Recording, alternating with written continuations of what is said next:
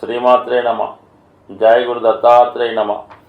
ఈ వీడియోలో మనం నవంబర్ 15 నుంచి 23 మధ్యలో జరగబోయే వార ఫలాలు సింహరాశి వారికి ఏ విధంగా ఉండబోతున్నాయి అని పరిశీలించినప్పుడు, మరి ఈ వారంలోనే రవి భగవానుడు తన నీచ స్థితి విడిచిపెట్టి చతుర్థ భావం అయినటువంటి వృశ్చిక రాశిలోకి ప్రవేశించి అక్కడ ఉన్నటువంటి ధన లాభాధిపతి బుధుడితో కలియడం వల్ల సింహరాశి వారికి చతుర్థ భావంలో ఏర్పడినటువంటి ఈ బుధాదిత్య యోగ ప్రభావం ఇది విద్యార్థులకి చాలా మంచి శుభ పరిణామం కలిగే అవకాశం ఉంది.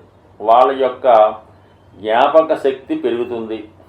వాళ్ళ చదువు మీద ఇంకా ఎక్కువ శ్రద్ధ పెరిగి పట్టుదలగా జీవితంలో ఏదో సాధించాలనే ప్రయత్నంతో చక్కగా విద్య మీద శ్రద్ధ పెరిగే అవకాశం ఉంది.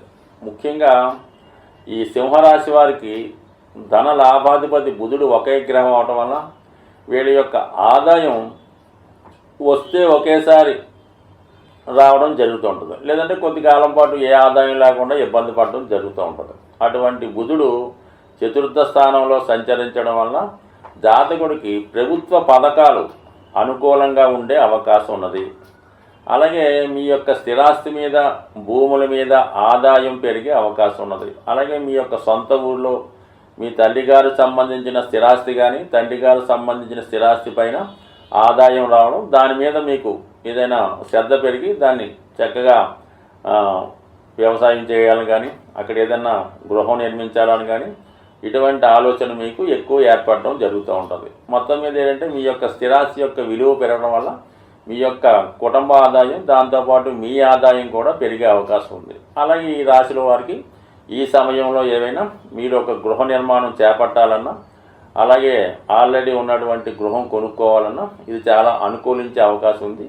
తగు విధంగా దానికి ధనం కూడా సమకూరుతుంది. అలాగే మీకు ఏదన్నా ప్రభుత్వ బ్యాంకుల ద్వారా రుణ సహకారం కూడా వచ్చే అవకాశం ఉంది. అంటే ఏదన్నా ఒక రాశి వారికి జీవితంలో సుఖపడాలన్నా, ఒక వాహనం, గృహం ఏర్పడాలన్నా, చక్కని వివాహ జీవితం కలగాలన్నా చతుర్థ భావం అనుకూలంగా ఉండాలి.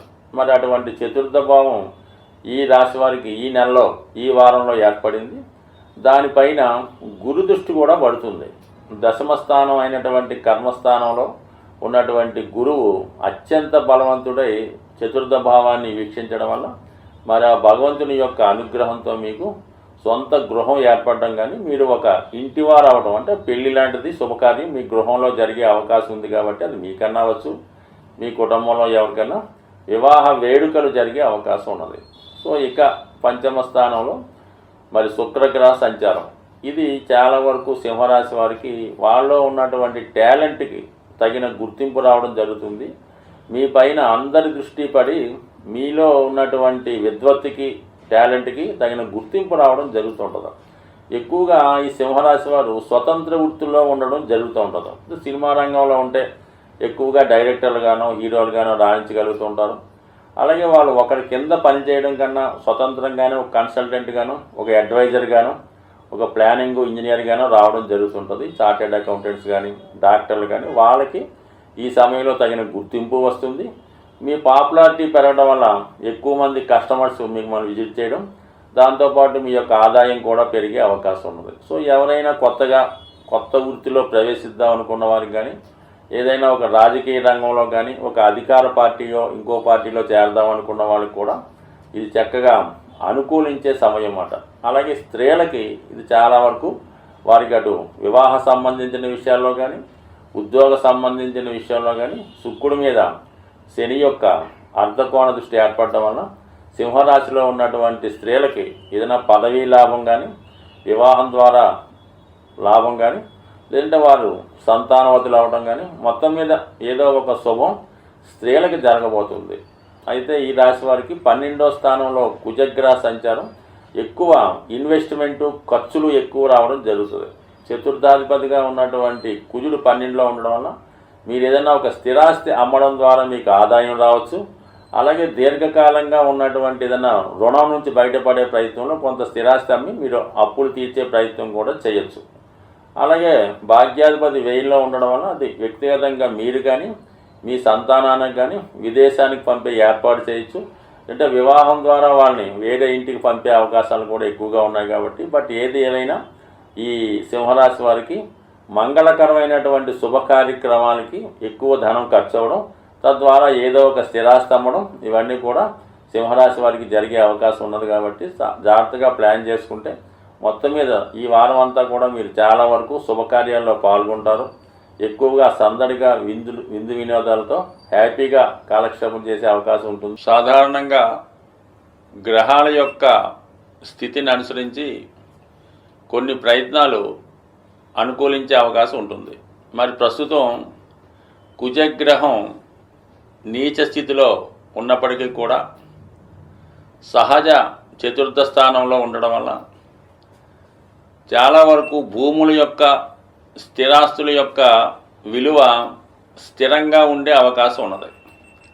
ఆ కారణం వల్ల ఎవరైతే సొంత గృహం కొరకు ప్రయత్నం చేస్తున్నారో వాళ్ళకి రాబోయే 3 నెలలు చాలా అనుకూలించే అవకాశం ఉంటుంది.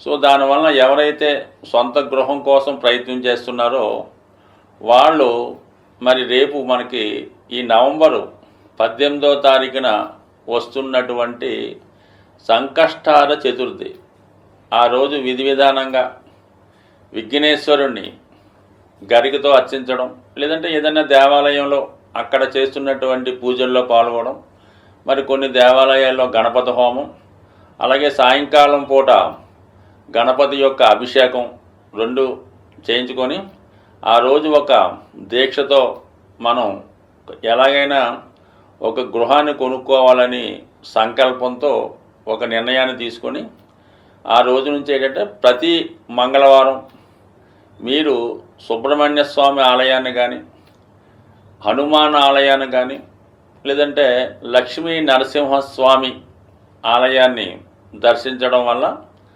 మరి అలాగే కొంతమందికి ఏంటంటే భూములు చికాకులుగా ఉంటాయి. కొంతమంది ఆస్తి పంపకాలు అయినప్పుడు కూడా చేతికి రాకపోవడం, పెద్దవారు ఆస్తి పంపకుండా వాళ్ళ దగ్గరే ఉంచుకోవడం, మీ యొక్క స్థిరాస్తి ఇతరుల చేతిలో ఉండిపోయి మన చేతికి రాకపోవడం, అటువంటి వాళ్ళు భూసూక్తం అనే పారాయణ చేయించుకోవడం అనేది ఉంటుంది. అంటే మనకి మీరు యూట్యూబ్లో సెర్చ్ అయినప్పుడు ఈ భూసూక్తం అంటే వస్తుంది. అది తరచూ వినడం వల్ల కానీ, కొంతమంది గృహంలో ఏదైనా పండితులతో పారాయణ చేయించుకోవడం వల్ల భూములపై ఉన్నటువంటి సమస్యలు తొలగిపోయే అవకాశం ఉంది. అలాగే ముఖ్యంగా స్త్రీలు, ఎక్కువగా స్త్రీలకు ఏంటంటే మరి అద్దెల్లో ఉండి ఇబ్బంది పడడం కన్నా ఏదైనా చిన్నదైన సొంత ఇల్లు కావాలని కోరుకున్న వాళ్ళకి వాళ్ళు ప్రతిరోజు కూడా ఈ కార్తీక మాసం ఎలాగా ప్రతి వాళ్ళు కూడా సాయంకాలం పూట ఇంట్లో దీపారాధన చేస్తుంటారు. కాబట్టి మరొక ప్రశాంతమైనటువంటి సాయంకాలం చక్కగా మొదలు పెట్టాలి. ఏంటంటే మణిదీప వర్ణన అనే ఇది కల్పం ఒకటి ఉంటుంది. అది ఒక పూజా విధానం. అంటే మణిదీప వర్ణన అనే అంటే మన లలితా సహస్రనామంలాగా అది కూడా అమ్మవారి యొక్క గృహాన్ని వర్ణించే విధంగా ఉంటుంది. అది మీకు యూట్యూబ్లో దొరుకుతుంది, పుస్తకాల రూపంలో ఉంటుంది. దాన్ని ప్రతిరోజు విధి విధానంగా పారాయణ చేయటం వల్ల, అంటే కేవలం స్త్రీలే కాదు మగవాళ్ళు కూడా ఈ మణిదీప వర్ణన పారాయణ చేయడం వల్ల అతి తొందరలో సొంత గృహం అన్నది ప్రతి ఒక్కరికి ఏర్పడే అవకాశం ఉంది. అలాగే నవగ్రహాలను పూజించేటప్పుడు కుజుడిని కూడా పూజించడం, కుజునికి సంబంధించినటువంటి స్తోత్రాన్ని పారాయణ చేయడం. అయితే ఎక్కువగా నవగ్రహాలని మనం పూజించేటప్పుడు అందరినీ కూడా సమానంగా అందరినీ ప్రార్థించాలి. అన్ని గ్రహాలకు సంబంధించినటువంటి స్తోత్రాలను కూడా పారాయణ చేయడం. అంటే కొంతమంది పర్టికులర్గా శని భగవాన్ని, పర్టికులర్గా రవిని పూజ చేస్తారో ఆ విధంగా కాకుండా 9 మందిని సమానంగా పూజిస్తూ మీరు ఎవరి కొరకైతే ఆరాధిస్తున్నారో వారిని ప్రత్యేకంగా ఒక 18 సార్లు 40 సార్లు ప్రార్థించి మళ్ళా ఆ 9 గ్రహాలని మళ్ళా పూజించడం వల్ల ఆ గ్రహాల యొక్క అనుమతితో పర్టికులర్గా మీకు కుజగ్రహ అనుగ్రహం లభించే అవకాశం ఉంది. కాబట్టి ఇది ఏదైనా ఒక పూజ అనేది విధి విధానంగా పద్ధతిగా చేయడం వల్ల, అది నమ్మకంతో చేయడం వల్ల ఖచ్చితంగా మీ యొక్క సంకల్పం నెరవేరే అవకాశం ఉంటుంది. స్వస్తి.